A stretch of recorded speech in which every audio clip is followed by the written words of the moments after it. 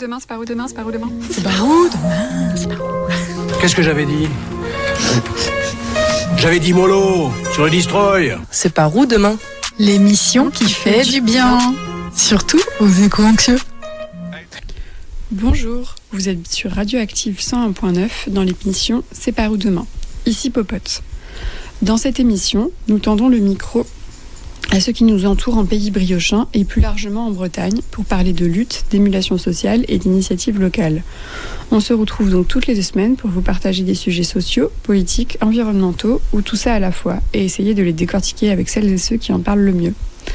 Aujourd'hui, je vous propose avec June une émission qui a été préparée à l'extérieur, qui présente le collectif Adaptation Radicale autour du sujet de l'effondrement.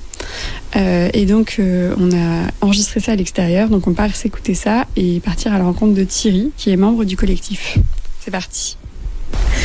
Bonjour Thierry. Bonjour. Donc là on est avec Thierry qui est membre actif du collectif Adaptation Radicale et je vais te laisser te présenter et par la même occasion présenter un peu Adaptation Radicale. Oui, me présenter.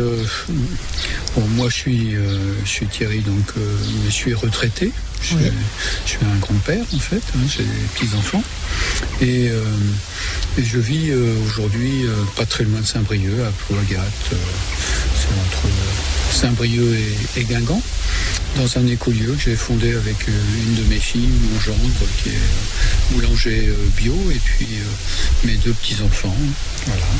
Okay. Et donc, on essaye d'organiser sur ce lieu la résilience. Pour moi, c'est un lieu ressource par rapport à des perspectives dont on va sans doute parler, qui sont celles de l'effondrement. Oui. Un gros mot.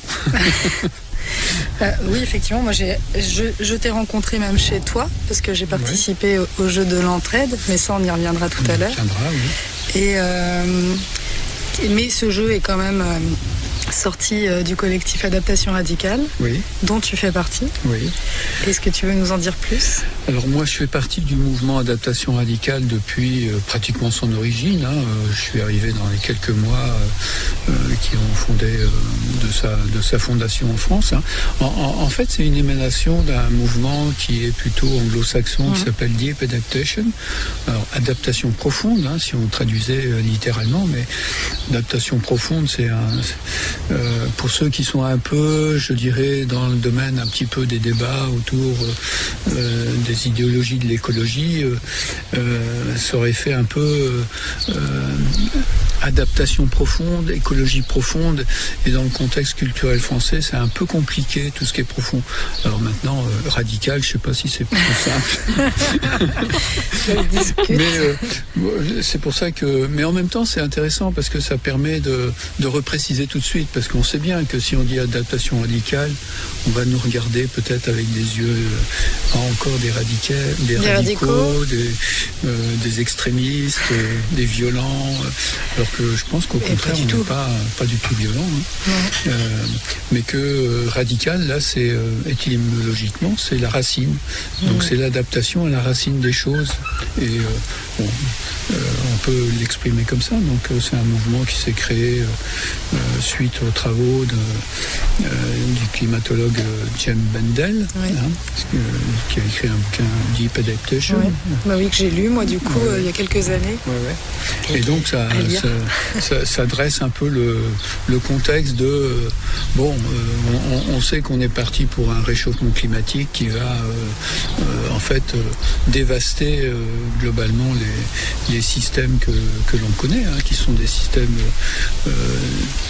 naturels, mais qui sont aussi des systèmes sociaux, économiques, et tout ça risque de prendre un peu l'eau, si on peut le dire comme ça. Au sens propre et au sens figuré. Ça rejoint, en fait, Jem Bendel, c'est quelque part le Pablo Servigne français, quoi.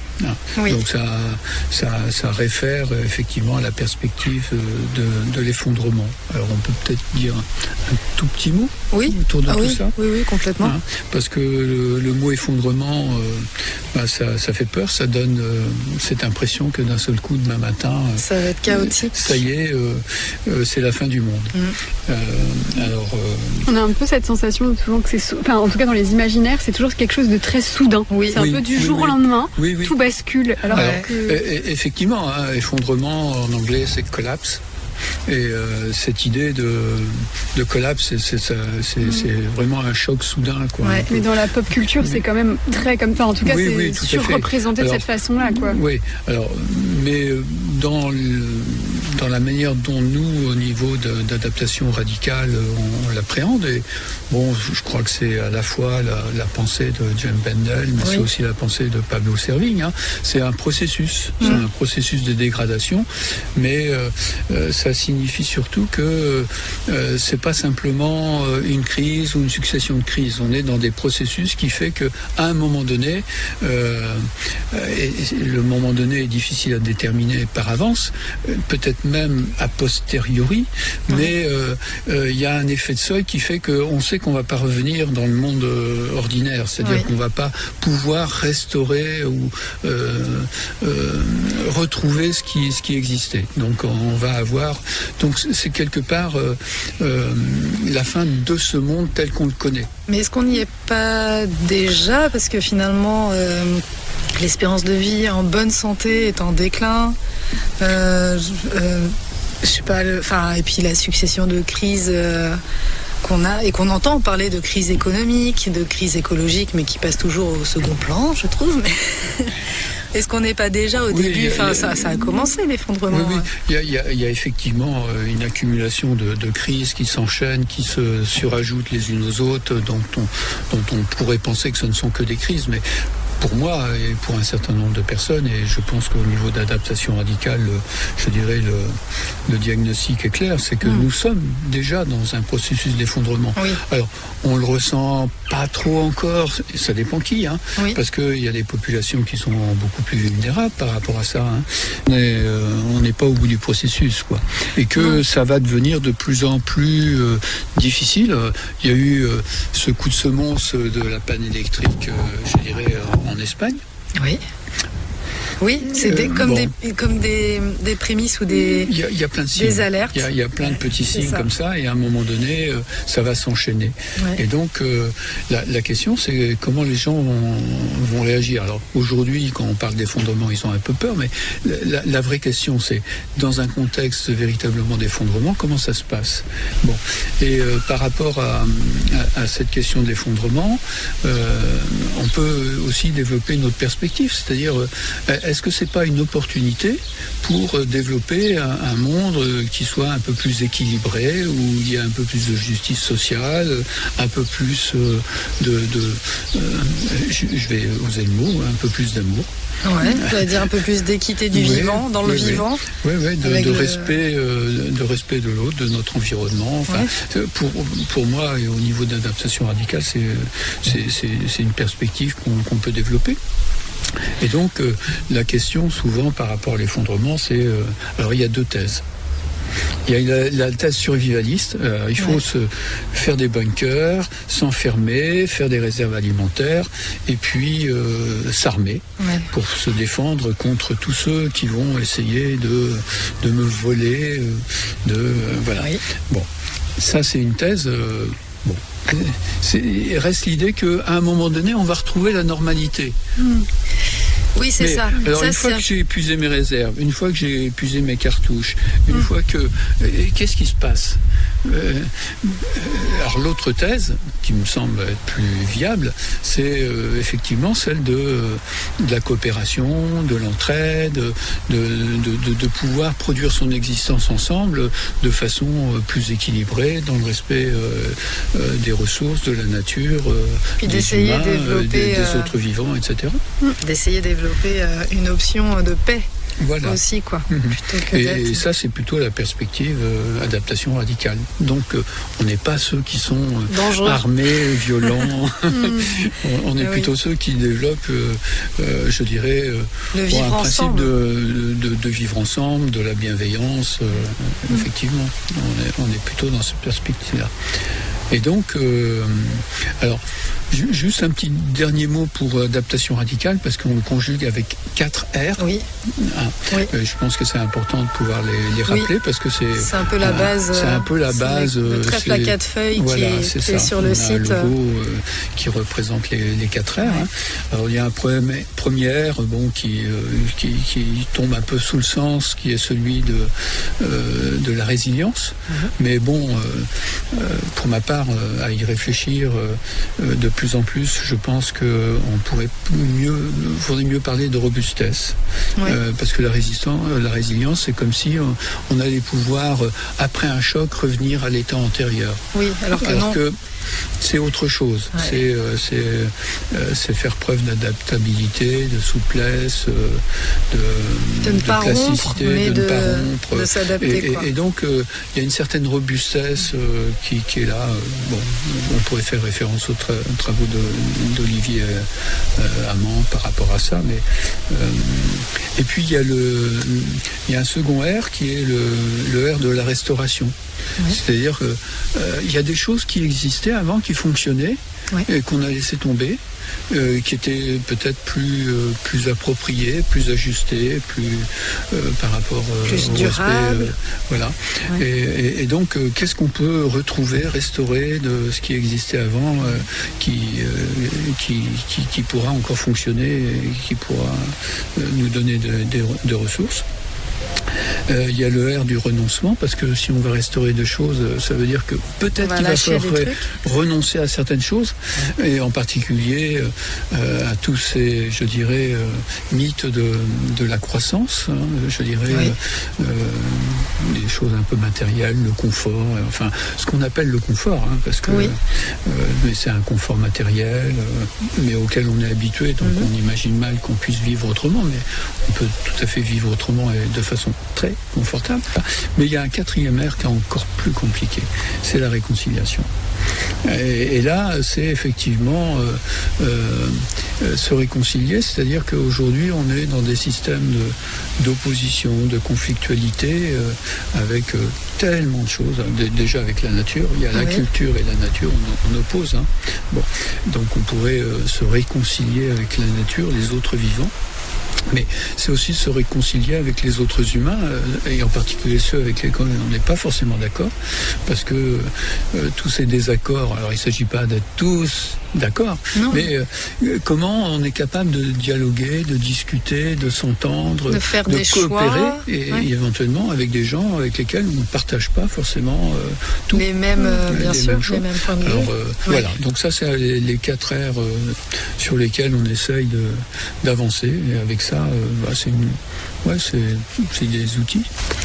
Ok, là on a bien parlé d'effondrement, on a vu que ça pouvait être un sujet anxiogène, mais ça peut également être un sujet ludique, ça peut être la fin de quelque chose et le début d'autre chose.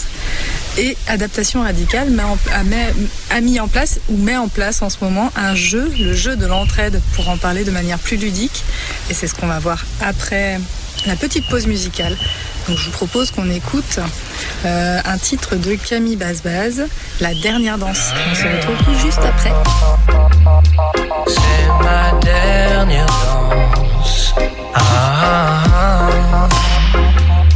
Les mains sur tes hanches.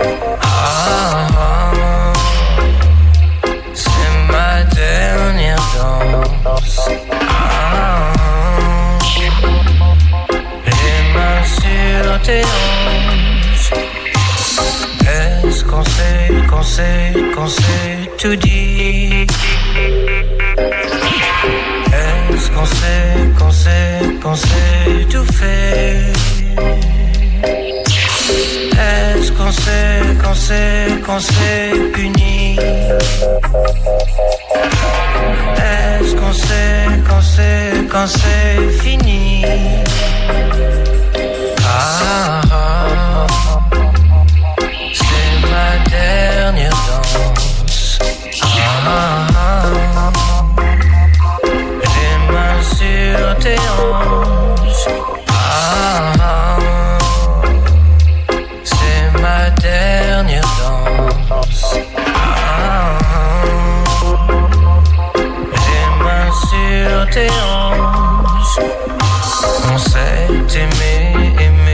à s'étouffer.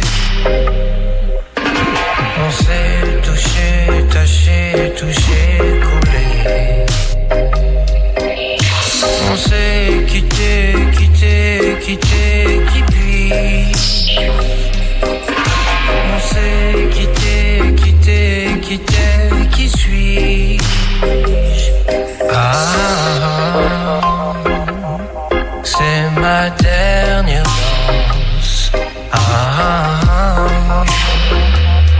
Les mains sur tes hanches. C'est ma dernière danse.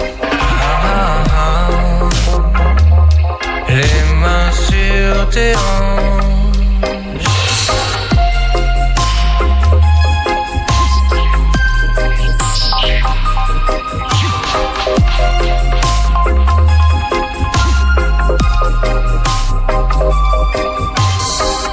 Est-ce qu'on sait tout dit? Est-ce qu'on sait tout faire? Est-ce qu'on sait puni? Oh, est-ce qu'on sait fini?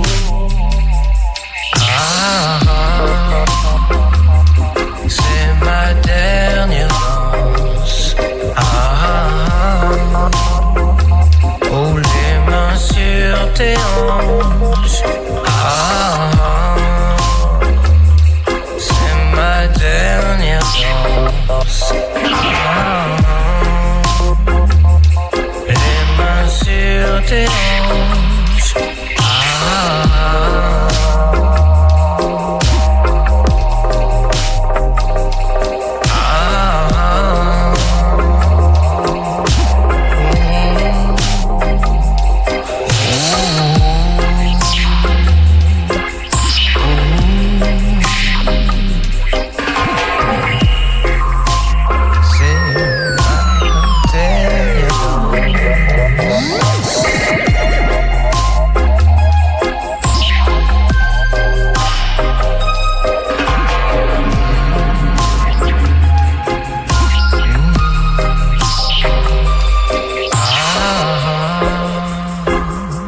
C'est ma dernière danse.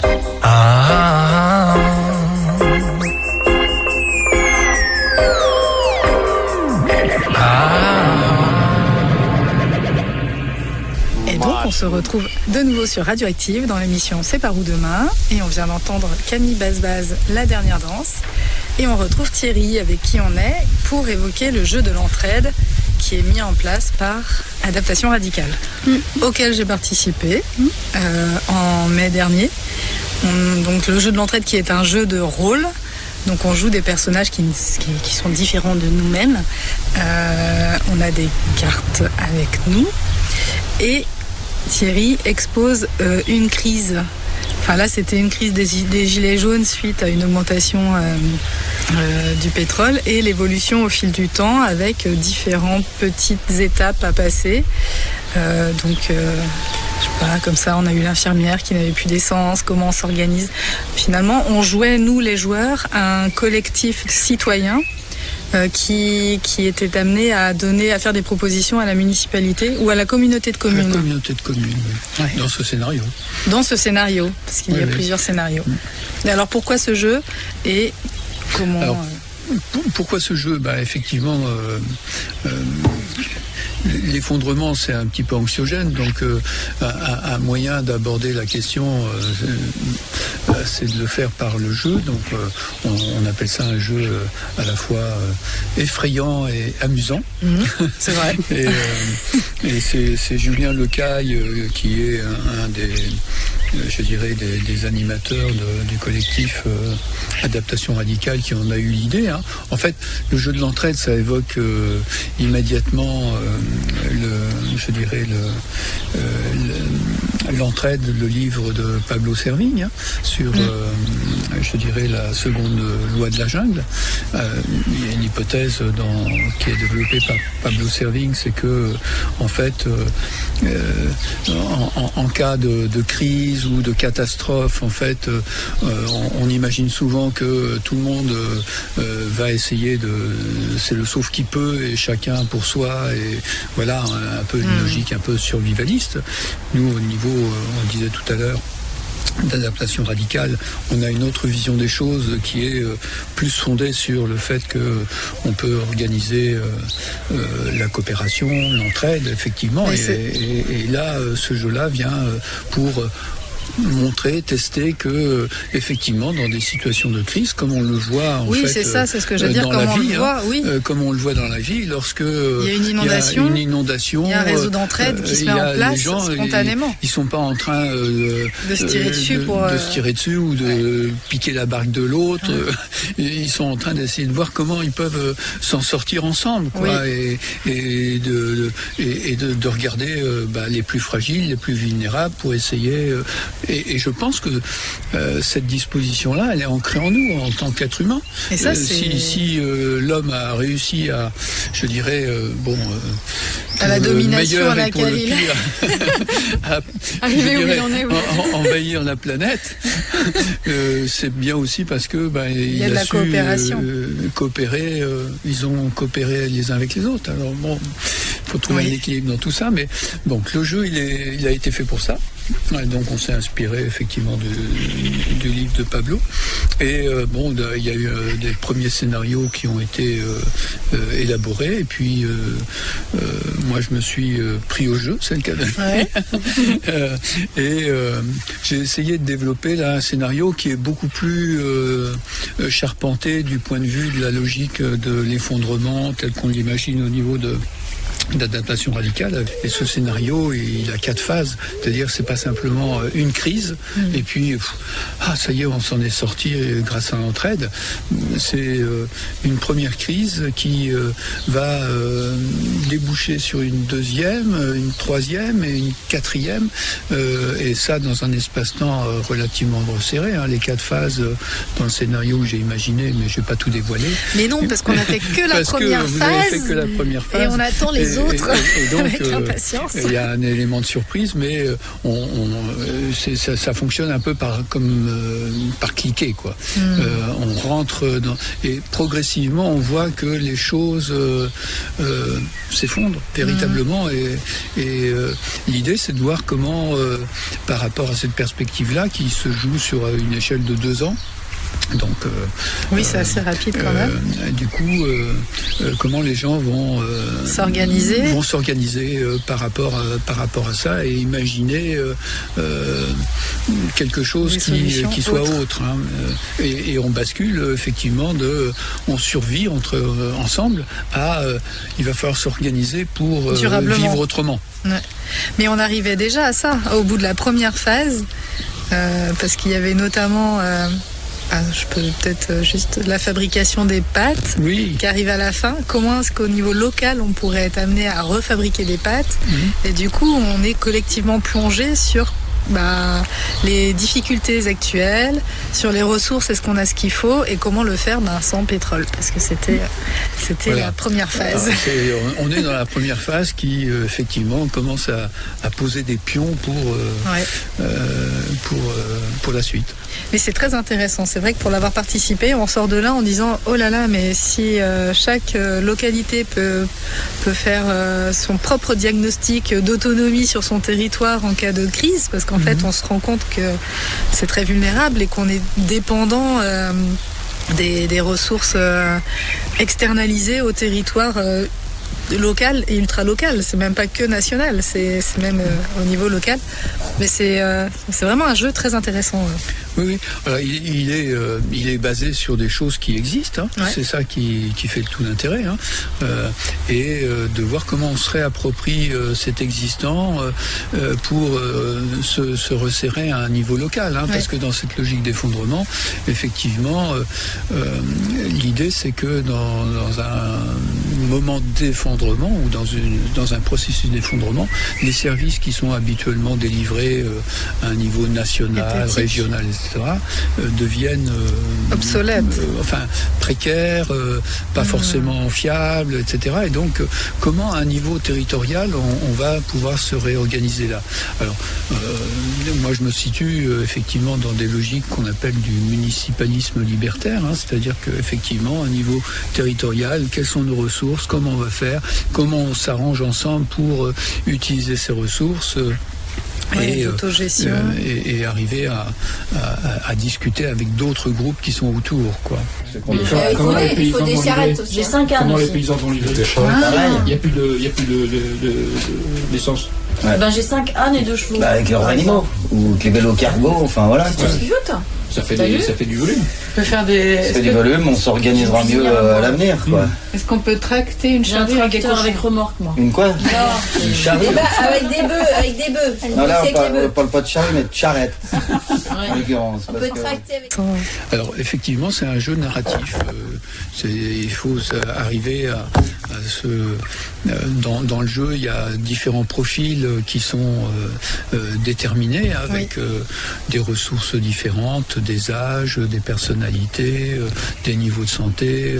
Alors, l'idée, c'est que chacun des joueurs arrive à se positionner dans son personnage, mais on sait bien que le naturel revient au galop. Il va réinvestir, mais c'est ça qui est intéressant. C'est un jeu qui est pas, je dirais non plus très. Il y a un schéma, il y a des règles, mais l'idée, c'est qu'on peut assez facilement sortir des règles. Oui. Parce que, justement, dans un processus d'effondrement, il va falloir faire preuve un peu d'imagination. Et donc, du coup, qu'un personnage se dise à un moment donné, on peut même imaginer qu'une personne vienne, participe au jeu et puis soit juste dans son personnage, quoi. Oui, complètement. C'est un peu possible. Alors, ce qui est intéressant, c'est que dans ce jeu-là, il y a des moments où effectivement on fait des pauses pour essayer de débriefer où est-ce qu'on en est. On fait un petit bilan. Voilà. Donc l'idée, c'est un jeu, mais c'est un jeu. On pourrait parler serious game. C'est un jeu pédagogique. L'idée, c'est de discuter un petit peu comment l'entraide se met en place et à quoi ça sert. Dans des processus d'effondrement. Mais du coup, à qui est destiné ce jeu? Alors, pour le moment, les personnes qui jouent, ça va être assez facilement des gens qui sont un petit peu, je ne vais pas dire dans la mouvance d'adaptation radicale, mais dans le système des... qui connaissent le lien déjà. Moi, c'est parce que mais l'idée, c'est qu'effectivement, ça puisse se faire à l'occasion de, imaginons, je ne sais pas, une journée bien-être, et puis qu'il y a un jeu. Imaginons un événement dans un tiers-lieu, dans une médiathèque. Et puis c'est pas que la fin de quelque chose, un effondrement. Il y a aussi cette notion de, ça peut permettre de reconstruire autrement. Tu l'as dit tout à l'heure, mais du coup, ce jeu reconsidérer les choses permet de, c'est ça, de dire ok, c'est la fin d'un truc. D'imaginer que les schémas dans lesquels on est, ils valent ce qu'ils valent. Mais ils vont bouger. Mais qu'ils devront bouger et qu'il faut inventer d'autres systèmes de vivre ensemble, de gouvernance à un niveau local sans dépendre forcément d'un système. Parce que si le système s'effondre, on est un peu dépourvu, quoi. Donc voilà, c'est un peu les perspectives que l'on a pour ce jeu-là. Et je pense que effectivement imaginer de faire une version en direction des jeunes, ce serait vraiment un grand pas éducatif. Peut-être juste pour ceux qui souhaitent se renseigner davantage sur adaptation radicale, puisque là l'émission touche à sa fin. Est-ce que tu peux dire le site internet? Le site, c'est tout simple, c'est adaptationradicale.org. Ok. Tout attaché. Tout attaché. Ok. Et là, on peut trouver le lien aussi Oui. vers le jeu de l'entraide si on Oui, veut oui. Alors, participer. ça permettra animer. effectivement de voir c'est quoi l'adaptation radicale, qu'est-ce Tout à qu'on fait. est. On y trouve aussi toute la bibliothèque des visios, audio qu'on a fait avec un certain nombre d'auteurs autour de ces questions d'effondrement, d'entraide, etc. Donc là, il y a une mine d'informations tout à fait intéressante sous forme de podcast. Très bien. Donc cette page adaptationradicale.org où on peut trouver tout plein d'informations et également les informations sur le jeu de l'entraide. Et ben, merci beaucoup à toi, Thierry, d'avoir répondu à nos questions. Merci aussi, parce que je pense que c'est important de pouvoir échanger, donner cette information-là, il y a d'autres perspectives. Tout à fait. On est de retour dans les studios de Radioactive 101.9. C'est la fin de cette émission et c'était la dernière de la saison. On espère que ça vous a plu et on se retrouve à la rentrée. À bientôt. C'est par où demain? C'est par où demain? C'est par où demain? C'est par où demain? C'est par où? Qu'est-ce que j'avais dit? J'avais dit mollo, tu redestroy. C'est par où demain? L'émission qui fait du bien. Surtout aux éco-anxieux.